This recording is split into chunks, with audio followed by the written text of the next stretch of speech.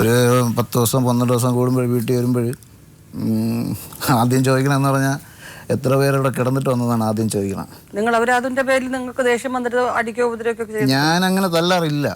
കാരണം ഞാൻ ഒന്ന് കൊടുത്തു കഴിഞ്ഞാൽ 3 എണ്ണം എന്നെ തിരിച്ചടിച്ചിട്ട് പോകും. അവർ വിളിക്കുമ്പോഴത്തേക്ക് നമ്മൾ വണ്ടി ഓടിച്ചുകൊണ്ട് തിരക്കിലേക്ക് കിടക്കുമ്പോൾ ഫോൺ ചിലപ്പോൾ എടുക്കാൻ പറ്റില്ല. നമ്മൾ കുറച്ച് കഴിഞ്ഞ് തിരിച്ച് വിളിക്കും. തിരിച്ച് വിളിച്ചപ്പോൾ പിന്നെ ഫോൺ എടുക്കാതെ എവിടെയായിരുന്നു, അവൾ നിന്നെ പിടി വിട്ടില്ലേ, ബലാത്സംഗവും വധശ്രമമാണ്. പിന്നെ അവർ നിയമപരമായിട്ട് ഇപ്പോഴും ഭാര്യയും ഭർത്താവുമാണ്. അപ്പോൾ ഒരു ഭർത്താവിന് ഭാര്യത്തോടെ അവരിപ്പോഴും ബന്ധം ഒഴിഞ്ഞിട്ടില്ല. അപ്പോൾ അത് ബലാത്സംഗ ശ്രമമെന്ന് പറയാൻ പറ്റില്ല. അങ്ങനെ പറഞ്ഞ് തർക്കിച്ച് കൊടുക്കും. അപ്പോൾ തന്നെ ജാമ്യം തന്നു.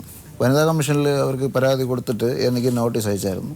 ഞാൻ പോയി കാര്യങ്ങളൊക്കെ എൻ്റെ അടുത്ത് പറഞ്ഞു. അപ്പം ഞാൻ പറഞ്ഞു, കോടതിയിൽ വിവാഹമോചന കേസ് നടന്നുകൊണ്ടിരിക്കുകയാണ്, പോസ്റ്റിംഗ്. അത് മറച്ചു വെച്ചിട്ടാണ് ഇവിടെ പരാതിയായിട്ട് വന്നത്. ഈ കേസ് എനിക്ക് എടുക്കാൻ പറ്റില്ല. അവരപ്പോഴെന്നെ ക്ലോസ് ചെയ്തു എൻ്റെ കൂടെ പോകാൻ പറയും. ഞാൻ അവിടെ നിന്ന് ഇറങ്ങി പട്ടം ജംഗ്ഷനിലോട്ട് പോയാണ്. ആ സിഗ്നൽ ജംഗ്ഷൻ്റെ അവിടെ എത്തിയപ്പോഴത്തേക്കും എൻ്റെ ഭാര്യ പുറകെ വന്ന് ബാക്കിൽ നിന്ന് ഉടുപ്പിൽ പിടിച്ചിട്ട് മുഖം അടക്കി ഒരടിയും തന്നിട്ട് ആൾ പോയി. അയ്യോ, സജിയുടെ ഭാര്യ സിന്ധു വന്നിട്ടുണ്ട്. ഇപ്പോൾ സജിയുടെ പരാതി സിന്ധുവിന് അറിയാമല്ലോ എന്താന്ന്. സിന്ധു അദ്ദേഹത്തെ മാനസികമായിട്ടും ശാരീരികമായിട്ടും ഒരുപാട് പീഡിപ്പിക്കുന്നുണ്ടെന്നാണ് പറയുന്നത്. അങ്ങനെ ചെയ്യുന്നുണ്ടോ സിന്ധു? ഞാൻ മാനസികമായിട്ട് എന്നെ പീഡിപ്പിച്ചത് കൊണ്ടാണ് ഞാനൊരു പ്രശ്നം എടുത്ത് ഞാൻ ഈ അസുഖക്കാരിയായിട്ട് ഞാൻ ഇവിടെ എത്തിപ്പെട്ടത്. ഞാനൊരു പ്രശ്നം എടുത്ത് 2 വർഷം കൊണ്ട് ഞാൻ എൻ്റെ മക്കളെയും കൊണ്ട് ഞാൻ ഇനി അറിയാവുന്നില്ല. 2 വർഷം കൊണ്ട് എനിക്ക് ഉറക്കമില്ല, ഊണില്ല. ഒരു പ്രായമായ കുട്ടിയാണ് എൻ്റെ കൂടെ ഉള്ളത്. ഇവിടെ വിളിക്കണം, അവർ കൂടെ കാണാം. 10-14 വർഷമായി കല്യാണം കഴിഞ്ഞിട്ട്. 2002 കല്യാണം. അന്ന് തൊട്ട് മദ്യപാനിയായിരുന്നു. നമുക്ക് അറിഞ്ഞുകൂടായിരുന്നു. എന്നാലും വേറെ കുഴപ്പമില്ലായിരുന്നു. ഓട്ടോട്ടിപ്പായിരുന്നു. ഒരുമാതിരി നല്ലതായിട്ടൊക്കെ ജീവിച്ചു പോന്നു. കുടുംബ വീട്ടിലായിരുന്നു താമസം. പിന്നെ ഒരു മോള് ജനിച്ചു. പിന്നെ അത് കഴിഞ്ഞ് പ്രശ്നങ്ങളായി. അടിയും പിടിയും, ഭയങ്കര ദേഹോപദ്രവം. അത് കഴിഞ്ഞ് ഫോണിൽ കൂടെ വിളിച്ച് സഹോദരങ്ങളെ ചീത്ത വിളി, ബഹളം. എന്നാലും അവരാരും ഒന്നിനും വരില്ല. അവർ പറയും 2 ദിവസം കഴിയുമ്പോഴത്തേക്ക് അത് നിങ്ങളങ്ങ് സോൾവ് ചെയ്ത് പോകും. പിന്നെ എന്തിനും നമ്മൾ വെറുതെ ഇടപെടണമെന്ന് വിചാരിച്ച് അങ്ങനെ ജീവിച്ച് കുറേ നാളായി. 2 വർഷം കൊണ്ട് എന്താണെന്ന് എനിക്ക് അറിഞ്ഞുകൂടാ. ഞാനൊരു അസുഖക്കാരിയാണെന്ന് അറിഞ്ഞ് അദ്ദേഹം എന്നെ കൊണ്ടുപോയി ആശുപത്രിയിൽ കൊണ്ടുപോയി കാണിച്ചു. ഓപ്പറേഷൻ ചെയ്യണമെന്ന് പറഞ്ഞു. അതോടുകൂടി ഇയാൾക്കെന്തോ അദ്ദേഹത്തിന് എന്താണെന്ന് എനിക്ക് അറിഞ്ഞുകൂടാ. സഹോദരങ്ങളെ വിളിച്ചു. എന്നെ പിടിച്ച് കെട്ടിയിട്ട് എന്നെ ഉപദ്രവിച്ച് എല്ലാം ചെയ്ത് സഹോദരങ്ങളെ വിളിച്ച് വരുത്തി അങ്ങ് വിട്ടു. ഈ കെട്ടിയിട്ടപ്പോഴത്തേക്ക് എനിക്ക് എൻ്റെ മനസ്സ് എന്തോ ഒരു ഇതായിപ്പോയി. അങ്ങനെ ഞാൻ 5-6 ദിവസം ശാസ്ത്രമംഗലം ആശുപത്രി കിടക്കേണ്ടി വന്നു. ഇവരാരും വന്ന് എന്നെ തിരിഞ്ഞ് നോക്കിയില്ല. എൻ്റെ വീട്ടുകാരാണ് എന്നെ കൊണ്ടുപോയി നോക്കിയത്. അദ്ദേഹം പിടിച്ച് കെട്ടിയിട്ട് അവരെ വിളിച്ച് വരുത്തി. പക്ഷെ എനിക്ക് അതുവരെ എനിക്കൊരു അസുഖം ഇല്ലായിരുന്നു. കെട്ടിയിട്ട എന്തിനാണെന്നും എനിക്ക് അറിഞ്ഞുകൂടാ. ഇനി ചെയ്യാൻ വേലയൊന്നുമില്ല. എന്നെ എറിഞ്ഞ് എൻ്റെ കുറുക്കിൻ്റെ ഇവിടെ ചെയ്ത് ചുടുകണ്ടാണ് എറിഞ്ഞ്. അതിന് മുമ്പ് എറിഞ്ഞത് ഇവിടെ ഒരു പൊട്ടലുണ്ട് മാഡം. പക്ഷെ ഞാൻ റെപ്കാർഡൊന്നും ഞാൻ കൊണ്ടുവന്നില്ല. എന്നെ ഇനി ഉപദ്രവിക്കാൻ ഒന്നുമില്ല. എൻ്റെ ഭർത്താവ് ഭയങ്കര മദ്യപാനിയായിരുന്നു. ഇപ്പം 2 വർഷം കൊണ്ട് മദ്യം ഉപയോഗിക്കുന്നില്ല. മക്കൾ 2 മോൾ പ്രായവാറായി, 12 വയസ്സായി. കുട്ടികളെ കാര്യവും നോക്കൂല. 2 വർഷം കൊണ്ട് അവർ തന്നെയാണ് RCC കൊണ്ടുപോകുന്നതും എൻ്റെ സഹോദരങ്ങൾ. അവർ മാഡം ഒന്ന് ആലോചിച്ച് നോക്കണേ. 2 വർഷം കൊണ്ട് RCCയിൽ കയറി ഇറങ്ങുന്നവരുടെ ദുഃഖം ഒന്ന് മനസ്സിലാക്കും.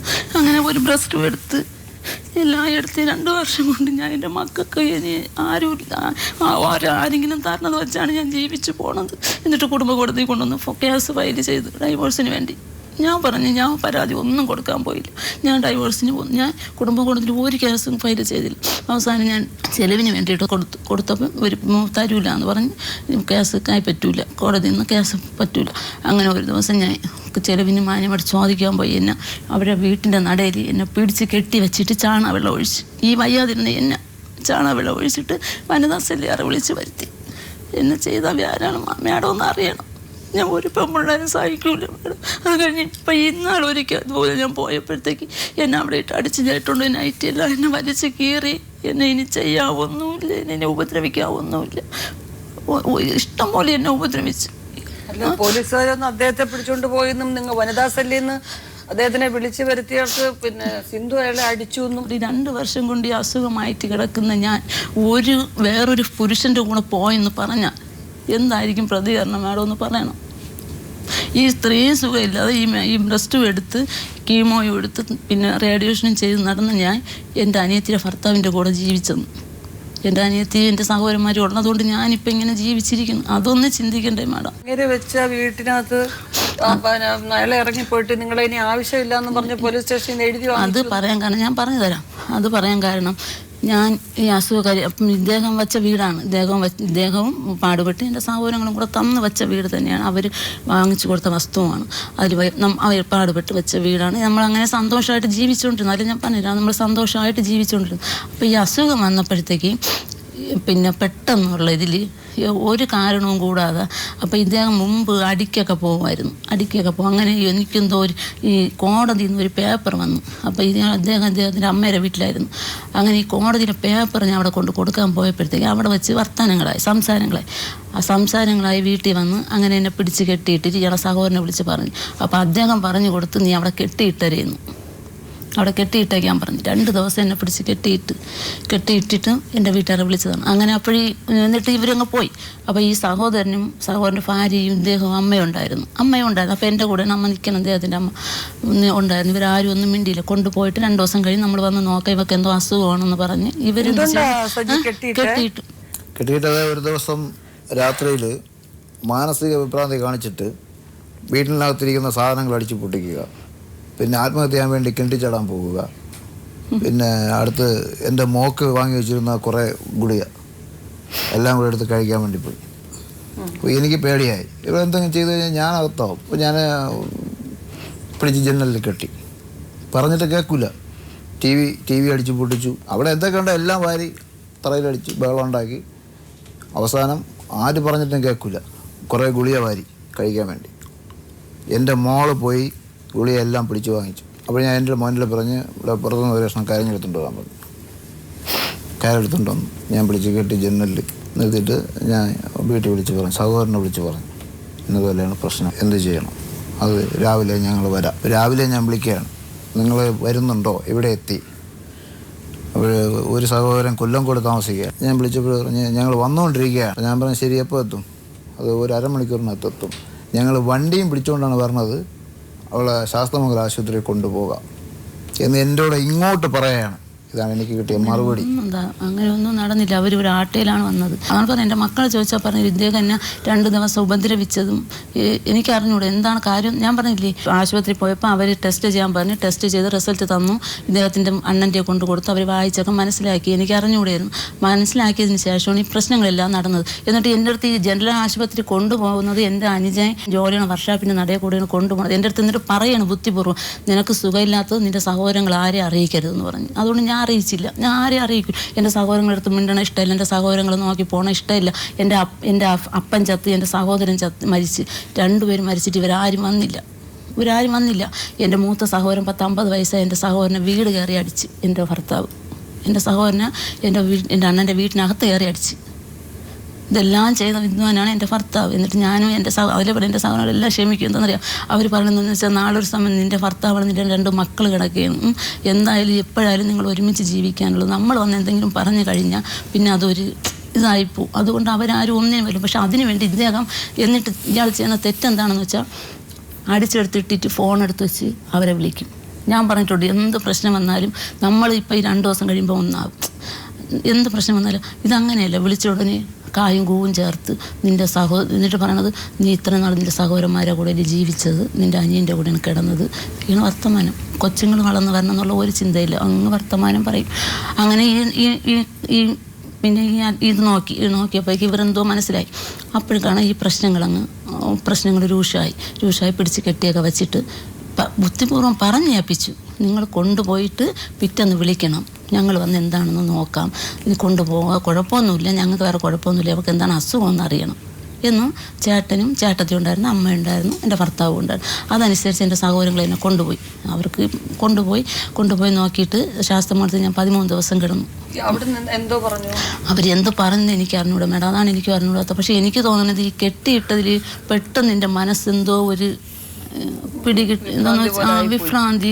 എനിക്ക് എന്താണ് പറയണതെന്ന് എനിക്കെന്ന് വെച്ചാൽ എൻ്റെ 2 കയ്യും പിടിച്ച് എന്നെ ജനലങ്ങ് കെട്ടിയാണ് ഇട്ടിരുന്നത്. 2 ദിവസം പിടിച്ച് കെട്ടിയിട്ട് എനിക്ക്. പക്ഷെ ഇപ്പൊ ഈ 10-14 വർഷം ജീവിച്ചിട്ടും അങ്ങനെയൊന്നും ഞാൻ ചെയ്തിട്ടില്ല. ബാത്റൂമിൽ പോകാനോ ആഹാരം കഴിക്കാനോ ഒന്നും പറ്റാതെ കെട്ടിയിട്ട് 2 ദിവസമൊന്നുമല്ല, രാത്രി 12 മണിക്ക് പിടിച്ച് കെട്ടിയിട്ട് രാവിലെ 7 മണിയായപ്പോൾ അവർ വന്നു. ഇല്ല, 7 മണിക്കൊന്നും വന്നില്ല. അവർ വന്നപ്പോൾ ഒരു 10 മണി 10-10:30 രാവിലെയും പിടിച്ച് കെട്ടിട്ട് എൻ്റെ മക്കളെ ചോദിച്ചാൽ പറഞ്ഞുതരും. എന്നിട്ട് എന്നെ അവിടെ നിന്ന് ഈ കെട്ടിനെ അഴിച്ച് ഞാൻ രക്ഷപ്പെടും ഓടാമെന്ന് വിചാരിച്ച് എന്നെ കല്ലെടുത്ത് എറിഞ്ഞ് തള്ളിയിട്ടു. ഞാൻ ഒരു തെങ്ങിൻ്റെ മൂട്ടിൽ ഒരു വിളയുണ്ട്, ആ തെങ്ങിൻ്റെ മൂട്ടിൽ ഞാൻ വന്ന് വീഴുന്നു. എനിക്ക് അതും കൂടെ ആയപ്പോഴത്തേക്ക് എനിക്ക് എന്ത് ചെയ്യണമെന്നുള്ള ഒരു പിടിയില്ലാതായിപ്പോയി. പിന്നെ ഞാൻ എന്തൊക്കെയോ ചെയ്തു. ഇല്ലെന്നല്ല, എനിക്ക് ഞാൻ പറഞ്ഞില്ലേ പിടിച്ച് കെട്ടി ഈ 14 വർഷം ജീവിച്ചിട്ടും എന്നെ ഇങ്ങനെയൊന്നും ചെയ്തില്ല. പെട്ടെന്ന് ഇങ്ങനെ ചെയ്തപ്പോൾ എൻ്റെ മനസ്സങ്ങ് ഒരിതായിപ്പോയി. ഒന്നാമത് ഈ അസുഖം രണ്ടും കൂടെ ആയപ്പോഴത്തേക്ക് എനിക്ക് എന്തോ ആയിപ്പോയി. പിന്നെ അവർ 13 ദിവസം എന്നെ അവിടെ കൊണ്ടിട്ട് ശാസ്ത്രമംഗല ആശുപത്രി കൊണ്ടുവന്നു. ഒരു ദിവസം പോലും വന്ന് നോക്കിയില്ല. ഇവർ പറഞ്ഞു വിട്ടതാണ്.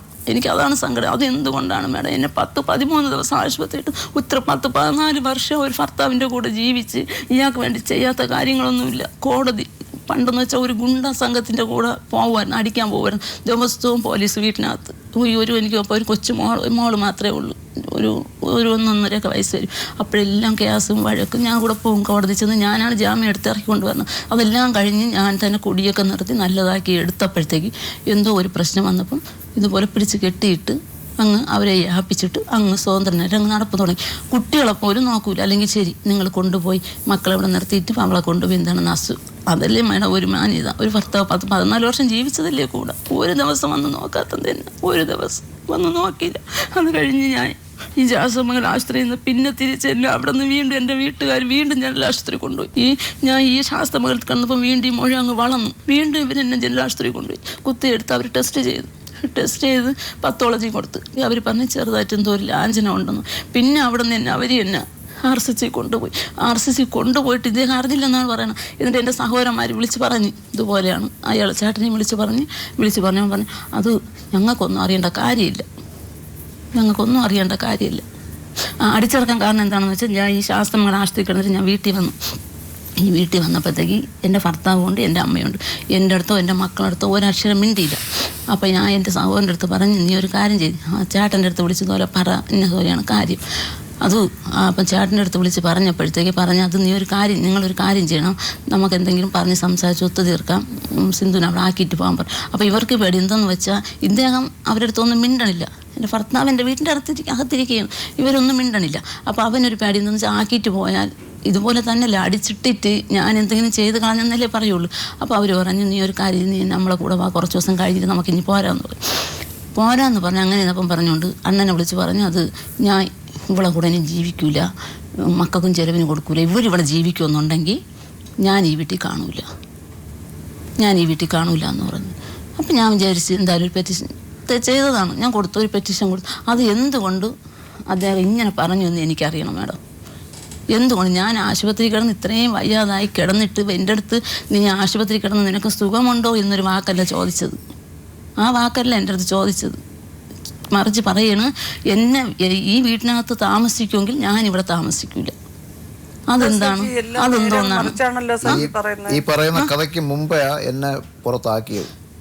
അന്ന് അതാണ് പറഞ്ഞത്. ഈ കഥ ഇവിടെ പുറത്താക്കിയിട്ട് നമ്മൾ അവരെ കാര്യം അന്വേഷിക്കേണ്ട കാര്യമില്ല. അവർക്ക് വേണ്ട എന്ന് പറഞ്ഞിട്ട് അത് അപ്പോഴല്ല, അത് കേസ് കൊടുത്തിട്ട് അവരെ വീട്ടുകാർ വന്ന് പറഞ്ഞതെന്ന് പറഞ്ഞാൽ 11 വർഷമായി കല്യാണം കഴിച്ചു കൊടുത്തിട്ട് ഈ 11 വർഷവും ഞാൻ ജോലിക്ക് പോവില്ല. അവര് റേഷൻ അരി അവിടുന്ന് വാങ്ങിക്കൊണ്ട് കൊടുത്താണ് ഇവളും എൻ്റെ പിള്ളേരും കഞ്ഞി കുടിക്കുന്നത്. അത് എൻ്റെ മക്കളെ കൂടെ വിട്ട് പറയിപ്പിച്ചു സ്റ്റേഷനിൽ. അത് എന്നെ മാനസികമായിട്ട് തളർത്തി. അല്ല സജി ഈ അടിപിടിക്കൊക്കെ പോകുമായിരുന്നു, അതിന്റെ പേര് എനിക്കറിയില്ല. എന്റെ പേരിൽ ഒരു കേസും ഇല്ല. അതിലിപ്പം തീർന്നു, കേസെല്ലാം തീർന്നു. മേഡം കൈ പിടിച്ച് നോക്കണം, ഒരുത്തം വെട്ടിയത് കുടിക്കാൻ പോയിട്ട് അവിടെ പ്രശ്നം. അപ്പോഴും എൻ്റെ സഹോദരങ്ങൾ തന്നെയാണ് കൊണ്ടിട്ട് നോക്കിയത്. പോവാറ് ആശുപത്രിയിൽ 10 ദിവസം കിടന്നു. ഞാൻ എവിടെ പോയിരുന്നാലും എൻ്റെ മക്കളെയും കൂടെ കൊണ്ടുപോകും. എൻ്റെ കയ്യിലൊരു തഴമ്പുണ്ട്, അത് ആരും വെട്ടിയൊന്നുമല്ല. അത് ഞാൻ പെട്ടിയാട്ടം ഓടിക്കുന്ന സമയത്ത് തടി വീഴുന്നു, വണ്ടിയുടെ തകടിൻ്റെ അടിയിലായതാണ്. കള്ളത്തനം ആ കാര്യത്തെ സത്യം മേഡം, കള്ളത്തനം അല്ലാതെ പറയൂല. 10 ദിവസമാണ് ആശുപത്രി കാത്തിട്ട് കിടന്ന് പോവാറ് ആശുപത്രിയിൽ. പോർ ആശുപത്രിയിൽ കിടന്ന 10 ദിവസം മക്കളായിട്ടും. അപ്പോഴും ഇദ്ദേഹത്തിൻ്റെ അമ്മയും സഹോദരങ്ങളും ആരും ഇല്ലായിരുന്നു. ഞാൻ ഈ കഷ്ടപ്പെട്ട് ഈ അടിയിടിയും കൊണ്ട് ഒരു ബ്രസ്റ്റ് എടുത്ത് ഇപ്പം തീരെ വയ്യ, എനിക്ക് വയ്യ. ഞാനിപ്പം ഒരു ജോലിക്ക് പോകാൻ കൂടെ എനിക്ക് നിവർത്തിയില്ല. എന്നിട്ട് ഇതെല്ലാം പോയിട്ട് ഈ എന്നെ വെറുതെ വിട്ടില്ല. ഞാൻ ഈ വയ്യാതിരുന്ന എന്നെ ഞാൻ കീമോ എടുത്തുകൊണ്ട് വന്ന് കിടന്ന എന്നെ ഒരു സ്ത്രീയെ വിട്ട് വിളിപ്പിക്കുകയാണ്. അത് ആരാണ്? ഞാൻ പറഞ്ഞു ഇന്നതുപോലെ. അത് നിങ്ങൾ സജികുമാറിൻ്റെ ഭാര്യയാണ്. അത് സജികുമാർ സെറ്റിലായിട്ട് 4 മാസമായി എറണാകുളത്തു നിന്നാണ് പെണ്ണ് കെട്ടിയത്. അദ്ദേഹം ഇനി അങ്ങോട്ട് വരത്തില്ല എന്നാണ് പറയുന്നത്. അദ്ദേഹത്തിന് കുടുംബ ഷെയർ കൊടുക്കണം, അതാണ് ഇതാണ് എന്നും പറഞ്ഞുകൊണ്ട് ഒരു സ്ത്രീയെ വിട്ട് അത് വിളിപ്പിച്ച് എന്നെ വെറുതെ വിടൂല. കൂടെ ഒരു സ്ത്രീ ഇങ്ങനെ എന്നെ വിളിച്ച് ഭീഷണിപ്പെടുത്തിക്കൊണ്ടിരിക്കുകയാണ്. എനിക്ക് അറിഞ്ഞൂടാ എനിക്ക് അറിഞ്ഞൂടാ. ആണ് ഞാൻ പറഞ്ഞത്. ഇദ്ദേഹം അറിയാത്ത ഒരു സ്ത്രീ ആയിരിക്കില്ലല്ലോ എന്തായാലും. എന്നിട്ട് കണ്ട പെണ്ണുങ്ങളെ കൊണ്ട് ബൈക്കിൽ പോക്ക് കറങ്ങൊക്കെ ഒരുപാട് പേരെൻ്റെ അടുത്ത് പറഞ്ഞു. ഒരുപാട് ഞാൻ പക്ഷേ ഇതൊന്നും വിശ്വസിക്കില്ല. എന്താണെന്ന് വെച്ചാൽ അങ്ങനത്തെ ഒരാളല്ലാന്ന് എനിക്കറിയാം. അതുകൊണ്ട് ഞാൻ വിശ്വസിച്ചില്ല. പക്ഷേ അടുത്ത് കണ്ടവരെൻ്റെ അടുത്ത് പറഞ്ഞു ഇതുപോലെയാണ്. അപ്പോൾ ഇദ്ദേഹം ഇപ്പം ഡൈവോഴ്സിന് മെയിനായിട്ട് നിൽക്കണം എന്താണെന്ന് വെച്ചാൽ ഡൈവോഴ്സ് വാങ്ങണം, വേറെ കല്യാണം എന്ന് വെച്ചാൽ ഞാനൊരു അസുഖക്കാരി. പിന്നെ അതിനിടയ്ക്ക് ഒരു പ്രശ്നം വന്നതെന്ന് വെച്ചാൽ അന്ന് എൻ്റെ സഹോദരങ്ങൾ വസ്തു വാങ്ങിച്ചപ്പോഴത്തേക്ക് പ്രമാണം ചെയ്യാൻ പോയപ്പോൾ 2 പേരിലും കൂടെ വയ്ക്കണമെന്ന് പറഞ്ഞു. അപ്പോൾ ഇദ്ദേഹം അടിക്കും പിടിക്കും പോണതുകൊണ്ട് എൻ്റെ അടുത്ത് പറഞ്ഞ കാര്യമാണ്. അത് എൻ്റെ പേരും കൂടെ വച്ചാൽ എനിക്കൊരു ജാമ്യം എടുക്കാൻ വരുമ്പം അത് പ്രശ്നമാവും. അതുകൊണ്ട് ആ വസ്തുവിൽ നിൻ്റെ പേര് മാത്രം വച്ച് എഴുതിയാൽ മതി എന്ന് പറഞ്ഞ് അങ്ങനെ ആർസിൻ്റെ വസ്തുവിൽ എൻ്റെ പേര് മാത്രം വെച്ച് പ്രമാണം ചെയ്ത് വാങ്ങിച്ചിട്ട് ഇപ്പം എന്താണെന്ന് വെച്ചാൽ പ്രമാണത്തിൽ പേര് ചേർക്കണം. ഞാൻ പറഞ്ഞു എനിക്ക് അതിനും തടസ്സമില്ല, എനിക്കിനി ഒന്നും വേണ്ട. എനിക്ക് ഇത്തിരി കുറച്ച് ദിവസം ഇത് സ്വസ്ഥമായിട്ട് എൻ്റെ മക്കളെ കൂടെ എനിക്ക് ജീവിക്കണം എന്നുള്ളൊരു ആഗ്രഹം മാത്രമേ ഉള്ളൂ മാഡം. ഉള്ള സത്യമാണ് ഞാൻ പറഞ്ഞു അതും ഞാൻ ചെയ്തു തരാം. നിങ്ങളെ പേരിൽ എഴുതി തരണമെങ്കിൽ അതും തരാം. എനിക്കൊന്നും വേണ്ട, എനിക്ക് ഒരു വകയും വേണ്ട. ഞാൻ മരിക്കുമ്പോൾ ഒന്നും കൊണ്ടുപോകില്ല. നിങ്ങൾ എന്തെങ്കിലും ചെയ്ത് പിള്ളേരെ കൊച്ചുങ്ങളെ വന്ന് നോക്കി അയത്തുങ്ങളെ കാര്യം നോക്കി. ഒരു പെണ്ണ് പ്രായം ഒരു വീട്ടിലാണെങ്കിൽ ഒരു കതവില്ല, ബാത്റൂമിലൊരു കതവില്ല, നല്ലൊരു കതവില്ലാത്തൊരു വീട്ടിലാണ് ഞാൻ കിടക്കുന്നത് എൻ്റെ 2 മക്കളെ ഇട്ടുകൊണ്ട്.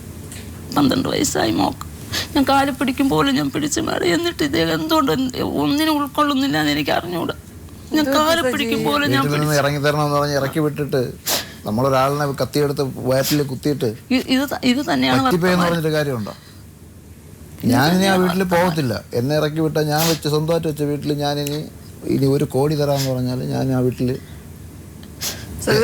അങ്ങനെ ഒരു ട്രാഫിക് ജംഗ്ഷനിൽ നിന്നപ്പം ഓടിപ്പോയി കൊണ്ടുപോയൊരു അടി കൊടുത്തിട്ട് പോയത്. ഇല്ല മാഡം, കള്ളത്തരം. സത്യമായിട്ട് എൻ്റെ മക്കൾ വനിതാ കമ്മീഷൻ അടിച്ചില്ല. ഞാൻ നോക്കിയപ്പോഴത്തേക്ക് ഇയാളുടെ കയ്യിൽ ഒരു കവർ ഇരിപ്പുണ്ടായിരുന്നു. ഞാൻ പരാതി കൊടുത്ത കാര്യം എന്താണെന്ന് വെച്ചാൽ ഇതുപോലെ എൻ്റെ സഹോദരൻ മരിച്ചപ്പോഴത്തേക്ക് ഞാൻ മരണത്തിന് പോയി. മരണാനന്തര ചടങ്ങ് സംസാരിക്കാൻ വേണ്ടിയിട്ട് ഞാൻ ഒരു ദിവസം എൻ്റെ സാനിയത്തിൻ്റെ വീട്ടിൽ പോയെടുത്ത് അപ്പോൾ വണ്ടിയിൽ പോയിക്കൊണ്ടിരിക്കുകയാണ് ടാർസിൽ. എൻ്റെ അടുത്ത് വന്ന് പറഞ്ഞാണ് ഞാൻ പോയിട്ട് വൈകിട്ടായപ്പോൾ കുടിച്ച് ഫിറ്റായിട്ട് ഉടനെ ഞാൻ ഇവിടെ എത്തണമെന്ന് പറഞ്ഞു. വണ്ടി കിട്ടാല്ലേ വരാൻ പറ്റുള്ളൂ. അങ്ങനെ പ്രശ്നമായപ്പോഴത്തേക്ക് ഞാൻ ഇവിടെ വന്ന് എന്നെ അടിച്ച് ഇവിടെ ഒരു പൊട്ടലാണ് എല്ല്. അത് മെഡിക്കൽ സർട്ടിഫിക്കറ്റ് ഞാൻ കോടതി ഹാജരാക്കിയിട്ടുണ്ട്.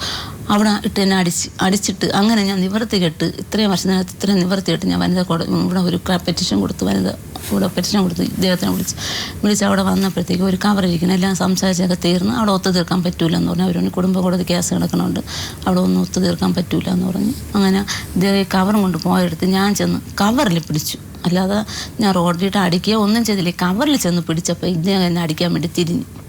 അപ്പോൾ ഇദ്ദേഹത്തിൻ്റെ കൂടെ ഇയാളെ ഒരു കൂട്ടുകാരൻ കൂടെ ഉണ്ടായിരുന്നു. അപ്പം ആ കൂട്ടുകാരൻ പറഞ്ഞു കൊടുത്തു സജി അതുപോലെ റോഡിയിട്ട് സജിയുടെ ഭാര്യ അടിച്ചു. ഞാൻ സത്യം പറഞ്ഞാൽ ഞാൻ അടിച്ചില്ല. ഞാൻ ഈ കവറിൽ പിടിച്ചപ്പോൾ എന്നോട് തിരിഞ്ഞ് വഴക്കൊന്നും കൂടില്ല. ഈ കവറിൽ പിടിച്ച് ഞാൻ പിന്നെ അവിടുത്തെ എന്തോ റോഡിൽ സംസാരമായി ഞാനങ്ങ് ബസ്സിൽ കയറി പോവുകയും ചെയ്തു. അല്ലാതെ ഒരു പ്രശ്നവും അവിടെ നടന്നു. എനിക്ക് പറയാതെല്ലാം കള്ളമെന്ന് വെച്ചാൽ പച്ച കള്ളം. മേഡത്തിന് അറിഞ്ഞുകൂടാത്തത് എന്താണെന്ന് വെച്ചാൽ ഈ 2 വർഷം കൊണ്ട് മാഡം ഈ +2 എടുത്ത് ഈ വയ്യാതെ കീമോയും എടുത്ത് എല്ലാം ചെയ്ത് എന്നെ വനിതാ സെല്ല് വരെ എന്നെ എത്തിച്ചിട്ട് അവിടെ എത്തിയപ്പോൾ എന്നെ ഭർത്താവുണ്ടെന്ന് ഇദ്ദേഹം പറഞ്ഞു കൊടുത്തതാണ്. അദ്ദേഹം അയാൾ ആ വീട്ടിൽ വന്നപ്പോൾ എൻ്റെ വീട്ടിനകത്തുനിന്ന് ഒരു പുരുഷൻ ഇറങ്ങിപ്പോണത് കണ്ടത് എൻ്റെ ഭർത്താവ്. ഇത്രയും 2 വർഷം കൊണ്ട് വയ്യാതെ കിടക്കണം ഞാൻ. അപ്പോഴും ഞാൻ ഒരു അടി കൊടുത്തതുള്ളതാണ്. ഞാൻ അത് എവിടെയും പറയാൻ ഞാൻ പറഞ്ഞു കോടതിയിലായാലും ഞാൻ പറയും ഞാൻ ചെയ്തെന്ന് എന്നെ പറയും. ഇനി സഖിയായിട്ട് ഞാൻ ചെയ്തെന്നാണ് മാഡം. സഖിയായിട്ടെന്ന് വെച്ചാൽ അത്രയ്ക്കും വേണ്ടി എന്നെ ഇനി പറഞ്ഞഴിക്കാൻ അപരാധങ്ങളിൽ ഈ 12 വയസ്സായ എൻ്റെ കുട്ടി അവരെ എൻ്റെ സഹോദരന്മാർക്ക് കൂട്ടിവെച്ച് എൻ്റെ ഭർത്താവ് സ്വന്തം മോള് ആദ്യമായിട്ട് ജനിപ്പിച്ച സ്വന്തം മോളെ 12 വയസ്സായ എൻ്റെ മോള എൻ്റെ സഹോദരൻ 35 വയസ്സായ എൻ്റെ സഹോദരന് കൂട്ടിവെച്ച് സംസാരിച്ചു ഈ ഇടയ്ക്ക് സ്വന്തം മോളെ സഹോദരൻ കൂട്ടുവെച്ച് സംസാരിച്ച ഭർത്താവാണ് ഈ ഇരിക്കുന്നത്, സ്വന്തം അച്ഛനാണ് ഈ ഇരിക്കുന്നത്. ഈ ക്യാൻസർ വന്നാലും നിനക്ക് തൊണ്ടയിൽ ഇനി ക്യാൻസറും ഒരു രോഗിയുടെ കൂടെ ജീവിച്ച് എനിക്ക് അസുഖം വരുത്തി വയ്ക്കാൻ എനിക്ക് താല്പര്യമില്ല, എൻ്റെ ഭർത്താവ് എൻ്റെ കൂടെ പറഞ്ഞത്. എന്നിട്ട് ഞാൻ ഒരു ഗ്ലാസ് ചായക്ക് വേണ്ടി ഞാൻ എൻ്റെ ഭർത്താവിൻ്റെ കാലിൽ ചെന്ന് ചേട്ടാ എനിക്ക് ഒരു ഗ്ലാസ് ചായ വാങ്ങിച്ച് തരണമെന്ന് പറഞ്ഞിട്ട് എൻ്റെ ഭർത്താവ് വാങ്ങിച്ചതില്ല. അതിന് പകരം എനിക്ക് തന്നത് അടിയും.